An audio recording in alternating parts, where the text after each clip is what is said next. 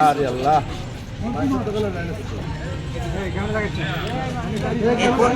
এরপরও ঝামেলা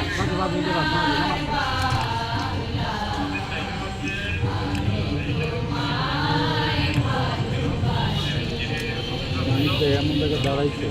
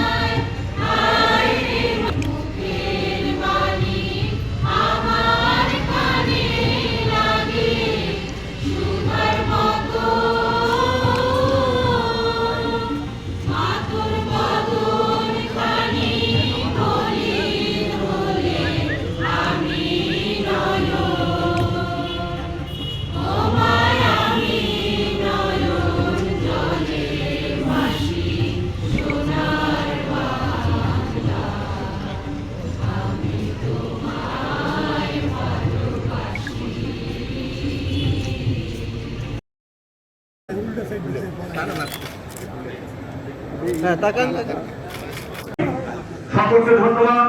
তবে একটু দাঁড়িয়ে দর্শকদের প্রতি আল্লাহ তাকে ভালো রাখুন এবং সুন্দর শান্তির একটি জীবন যেন তার হয়।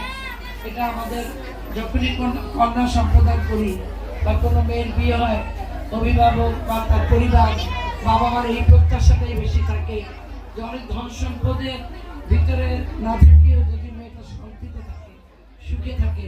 আমরাও চাই আমাদের এই মেয়েটা সুখে থাকুক তার স্বামীর বাড়িতে এবং সবাই তাকে ভালোভাবে বরণ করে নিই। আর আপনাদের এই কোয়ার্টারে আমি প্রথম এসেছি, আমারও আসার ইচ্ছা ছিল, একটা সুযোগ হয়ে গেছে, আজকে আসলাম। আর হয়তো বা আপনাদের জন্য আমাদের আরও যারা আপনাদের সম্প্রদায়ের এই ধরনের সুযোগ পায়নি বসবাসের বা বাসা বাড়ি, আমরা তাদের জন্য চেষ্টা করছি যেন এরকম একটা সুন্দর কোয়ার্টারে সুন্দর একটি বাসস্থানে তারা বসবাস করতে পারে, সেরকম একটি চেষ্টাও আমাদের আছে ইনশাআল্লাহ। আর এখানে যদি আরো কোনো সমস্যা থাকে আপনাদের এই বাসায় কোয়ার্টারকে কেন্দ্র করে আপনাদের জীবনযাপনের কোনো সমস্যা থাকলে আমাকে জানাবেন, আমরা সিটি কর্পোরেশন থেকে আপনাদের পাশে থাকবো। সবাইকে ধন্যবাদ।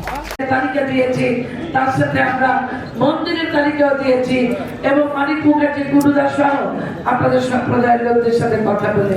সুতরাং আমরা এখানে কোনো সম্প্রদায় খুঁজতে যাচ্ছি না। আমাদের দাদা সন্তোষ শর্মা উনি কিছু কথা বলেছেন যে 5ই আগস্টের সংগ্রামের কথা বলেছেন, মিথ্যা নয়। 5ই আগস্টে আমি নিজে রাস্তায় বেরিয়ে প্রতিটি হিন্দু, যেখানে হিন্দু ধর্মের মূল নেতারা আছেন, আমি বিজয় দার কাছে গিয়েছি। কারণ বিজয় কৃষ্ণদেব এই অঞ্চলের অন্যতম মুরব্বী আপনাদের ধর্মের। আমি তার কাছে গিয়েছি, পূজা উদযাপন পরিষদের সেই নেতাদের কাছে গিয়েছি, মন্দিরের পুরোহিতদের কাছে গিয়েছি, হিন্দু ব্যবসায়ীদের কাছে গিয়েছি, এবং চকবাজারে একটি হিন্দু সম্প্রদায়ের দোকান যখন সমস্ত কিছু বের করে দেওয়া হচ্ছিল এবং আমাকে বলেছে যে সে বিএনপি করে, আমি বলছি এই ধরনের কোনো দখলবাজ বিএনপির লোক হতে পারে না। ওই জায়গায় দাঁড়িয়ে আমি তার সমস্ত মাল সেই তার দোকানে উঠিয়ে দিয়ে এসেছি এবং প্রমাণ করেছি সে বিএনপির সাথে তার গত 15-20 বছরের কোনো সম্পর্ক ছিল না, কোনো একদিন বিএনপি করেছে, সেই পরিচয়।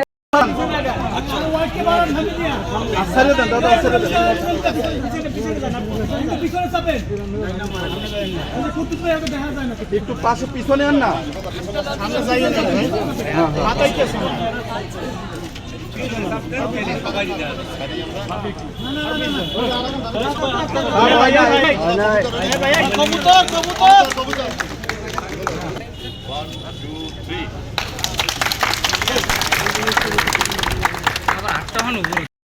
সকলে সুন্দরভাবে বাঁচতে চাই এবং সুন্দর একটি বাংলাদেশ দেখতে চাই সকল ধর্মের মানুষদেরকে নিয়ে। আমি আসলে অত গুছিয়ে সুন্দর বক্তব্য রাখতে পারবো না।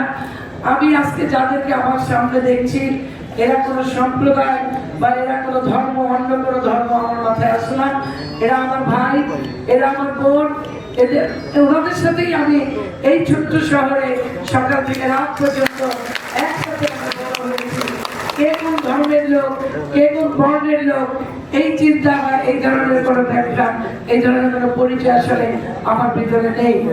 আমার আল্লাহ রাব্বুল আলামিন আমাকে একটা দায়িত্ব দিয়েছেন, একটি চেয়ার আমি পেয়েছি। আমার নেতা জনাব তারেক রহমান, যাকে আপনারা ভোট দিয়ে বাংলাদেশের প্রধানমন্ত্রী করেছেন, আপনাদের সেবার জন্য, আপনাদের পাশে থাকার জন্য যিনি আমাকে একটা দায়িত্ব দিয়েছেন, সে দায়িত্বের ভিতরে কোনো হিন্দু ধর্ম, বৌদ্ধ, খ্রিস্টানের পার্থক্য নেই। তিনি বলেছেন মানুষের কাছে যান, মানুষের জন্য কাজ করুন। আমি আপনাদের কাছে গিয়েছি, এতবার গিয়েছি। আমি মুসলমানদের মেয়ে, এই মুসলমান ধর্মের মেয়ে, আমি আপনাদের মহাশ্মশানে গিয়েছি। মহাশ্মশানের যে অবস্থা, সেই অবস্থা আমি নিজে গিয়ে দেখে এসেছি। আমাদের দ্রুতপুর পরিষদ মহানগরের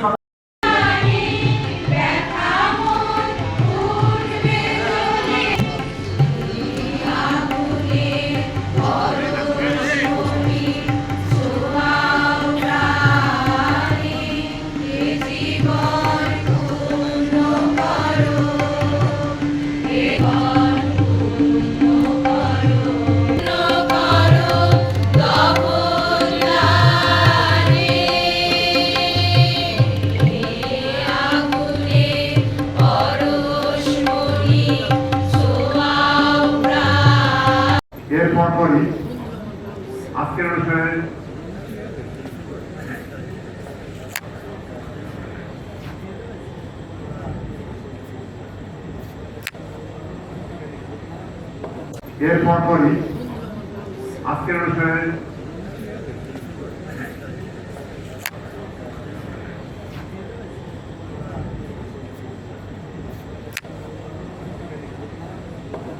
শুভেচ্ছা এবং বিদেশি গ্রহণ করবেন।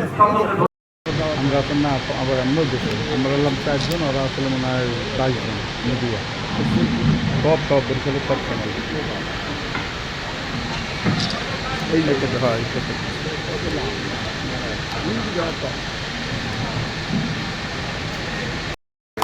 কেমন লাগে?